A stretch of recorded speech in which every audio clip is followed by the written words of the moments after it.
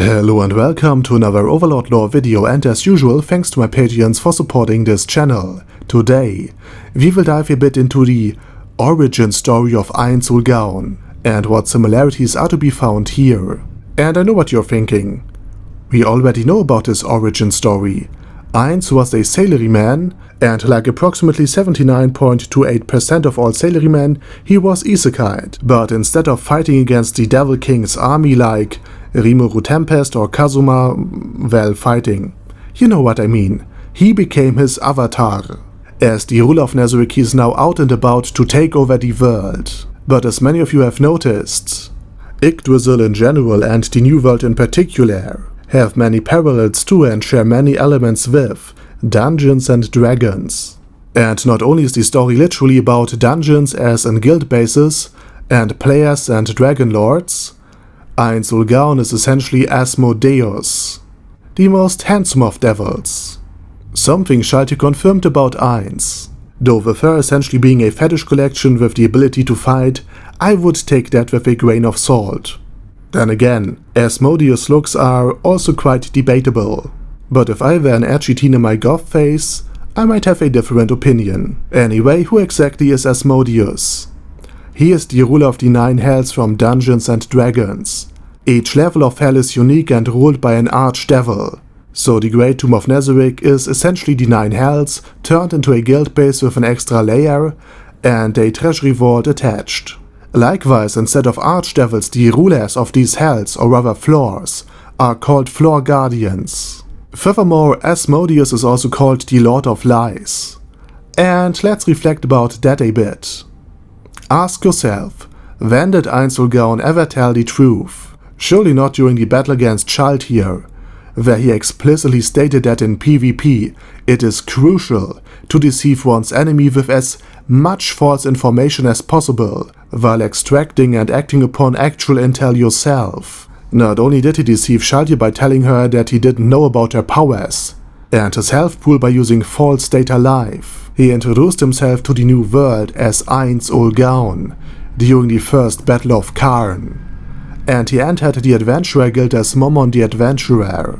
He acts as an overlord for his beloved NPCs, and his very own creation, Pandora's Actor, is literally able to change form and act in his creator's place, thus deceiving Platinum Dragonlord and his armor. Like Asmodeus, Ainz also downplays his own power in order to deceive his rivals and enemies, and to a certain extent his allies. But despite his ability to trick and deceive to an extraordinarily extent, Ainz very much acts according to rules and society's expectations, while simultaneously not shying away from cruel acts, be it on the individual or on a nationwide level. So while you could argue from many different angles about Ainz Ooal Gowns' position on the alignment chart, as well about your position to the alignment chart as well, he would likely fall on the side of lawful evil. And Asmodeus is said to be the embodiment of lawful evil alignment, with each of the 9 layers of hell governed by rules of law, as well as reward and punishment. And I'm pretty sure this refers to head pets as well. Also, and this is crucial, like the Lord of the 9 hells, Ainz's very own power neither waxes nor wanes from the numbers of followers he has. And given that the series will end in just 3 books, Nea's worshipper base won't change that very much, which makes me quite sad. Likewise, the staff of Ainz Ooal Gowns is, in essence, just the ruby rod of Asmodeus, except fancier, and imbued with the power of friendship and sounds stupid, but it's actually true. It's a combined effort of 41 supreme beings, so the staff of Ainz Ooal Gowns really embodies the friends he made along the way.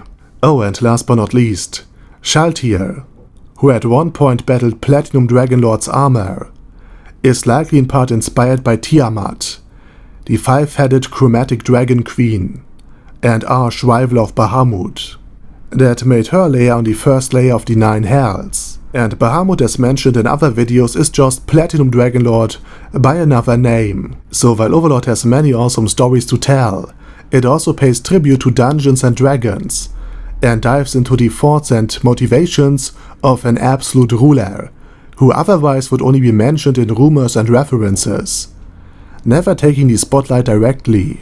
And I for one believe it is an awesome take on the rulers of the 9 hells. Especially because nobody knows about Ainz Ooal Gowns' real, actual body. And with that said, I say thank you for watching and special thanks to Adam J, Al Capone, Andy, Angel of Death, Bad Guy Yee, Boyzilla, Chrissy, Diabetic Centaur, Dystopia, Elika Bird-Schlief, Failis Catus, Feral Shivon, Gigafight, Ghost of Epicness, Hector Moreno, Hoss, Yellowbabe, Jason, Kleinator, Chromius,